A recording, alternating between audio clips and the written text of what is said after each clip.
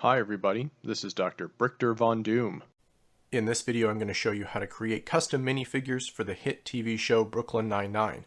Here we have the main cast assembled, including Amy Santiago, Jake Peralta, Captain Raymond Holt, Terry Jeffords, Charles Boyle, Rosa Diaz, Gina Linetti, Scully, and Hitchcock.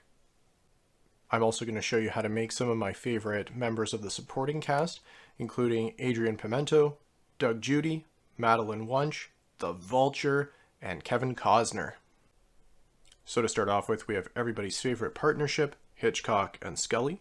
For their accessories, I gave Hitchcock a chicken wing to refer back to their origin story about how they became the way they are. And for Scully, he has a full box of pizza.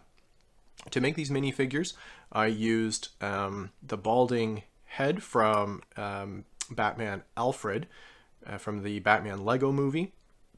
I gave Hitchcock Luke Skywalker's face, as it has sort of I think a good leering look that he so often utilizes. And of course, because Hitchcock thinks that shirts are optional, I gave him Bro Thor's torso with the hands switched out for flesh hands. And then to complete the ensemble, I gave him run-of-the-mill gray pants. For Scully, I just had this flat top gray hair lying around in my collection. I don't even know where I got it from, but I think it works perfectly for him.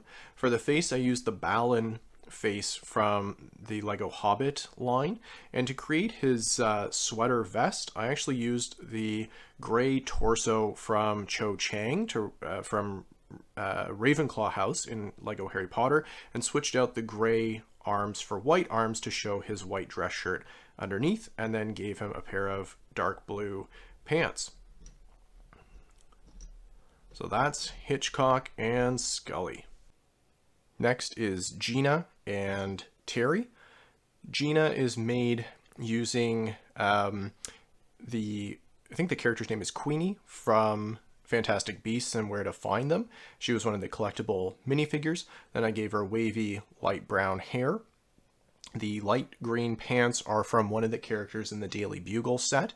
And then the torso is from Luna Lovegood in the collectible Harry Potter minifigure series, with gray arms switched out for blue, since Gina is always wearing her sweaters. And then, of course, it being Gina, her accessory is her cell phone.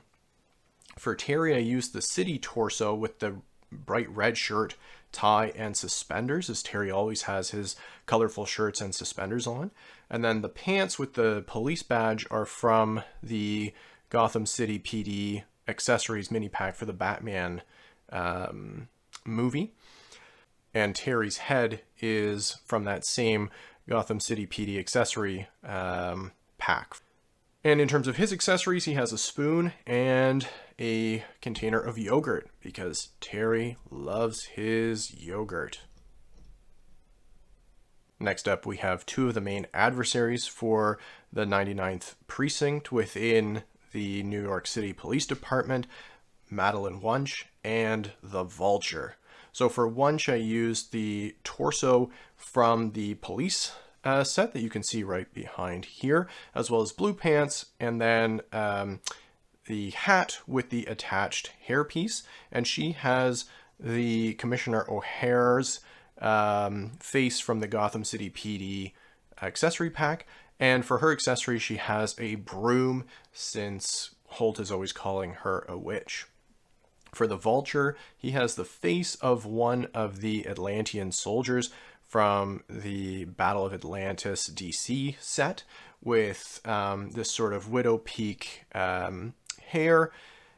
His suit and pants, I can't actually remember where I got them from, but they are pretty well available. And for his accessory, he has a barbell, because he kept that in his office when he was their captain for a short period of time. And of course, he just is so jealous of Terry and his big muscles. Next, we have Rosa and Charles. Rosa has her motorcycle helmet as her accessory. For her, I used dark wavy black hair, an angry female face. I can't remember where I got that from. And then the torso from the Gotham City PD accessory pack with the white arms switched out for black, and then the pants with the badge from that same set. For Charles, I opted to give him Aldrich Killian's torso and pants from the Iron Man 3 set, and this is sort of a reference to that time him and Amy dressed up in the same suit, and of course Amy looked better. But it also reflects that Charles often dresses in drab kind of colors. Unfortunately, his classic look of the short sleeve t-shirt with tie is very hard to replicate in Lego. For his face, I used Martin Freeman's Bilbo Baggins face, and it kind of just gives that perpetually anxious look that Charles has, and then the old style standard haircut for his look. And his accessory is a Captain Latvia minifigure, which he had to go through quite a bit to get for Nikolaj. I feel like I'm saying it. Next, we have Peralta's best frenemy, the Pontiac Bandit, Doug Judy, in his cruise ship entertainer garb. So I used the torso and pants from the diner set with the old style rock and roll star who drives the pink Cadillac, which seemed pretty appropriate. His accessory is a microphone so that he can entertain the cruise goers. His face is the same as Terry's, which is from the Gotham City PD accessory pack, and then the slightly larger curly black hair for his afro. For Pimento, I gave him the black blazer / leather jacket torso that has come in a couple of the Avengers sets, usually on Bruce Banner, as well as black pants. The face is Maserati from the Jurassic World sets. Ideally, there would be more of a beard here, but I think it still conveys Pimento pretty well. And then because of his overgrown mop of hair, I gave him Bruce Banner's flowing black headpiece. And for his accessory, he has a knife because that just seems like something that Pimento would always have on him. Next up, we have Jake and Amy. Jake is made using the spiky brown hair, Han Solo's face, to give him that sort of confident, humorous look.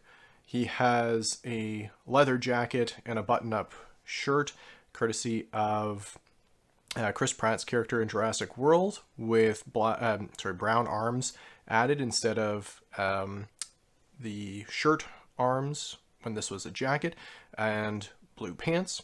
The thing that's really missing on this minifigure, of course, is his police badge dangling from the center, but I think this still conveys the character. For his accessory, he has a teddy bear, which is a reference to the pilot episode when he solved the case by looking at the nanny cam in the teddy bear, and this was his first interaction with Amy, so kind of a shout back to, or callback to, the original pilot episode. For Amy, this is her in her promoted sergeant version in uniform. So she has one of the city police torsos with matching blue pants. For the face and hands, I used Cho Chang from the Harry Potter line, and she has a tied back black-haired bun. And then for her accessory, she gets a purple pen / marker because she just loves organizing and highlighting and taking notes. And finally, we have Captain Raymond Holt and Kevin Costner. Captain Holt has the amazing detective / genius Halloween trophy, and Kevin has their dog Cheddar. Captain Holt is wearing the police uniform, again from the Gotham City PD accessory pack. His face is that of Mace Windu, which I think lends the standard serious expression for Captain Holt. I did consider giving him white hair because he does have very, very faint white hair and is very close cropped, but I think overall it looks better to just leave him bald. For Kevin, he has a drab brown sweater that is pretty accessible in most of the city sets with tan pants. And then the hair and face are from episode 3, Obi-Wan Kenobi. This represents the version of Kevin after he grows a beard later in the TV show. So there you have it, guys, the main cast of Brooklyn Nine-Nine, plus a couple of my favorite supporting characters. I hope you guys enjoyed the video. Let me know in the comments below what you thought of how I made the minifigures and the accessories I chose. Let me know if there are any characters that I missed.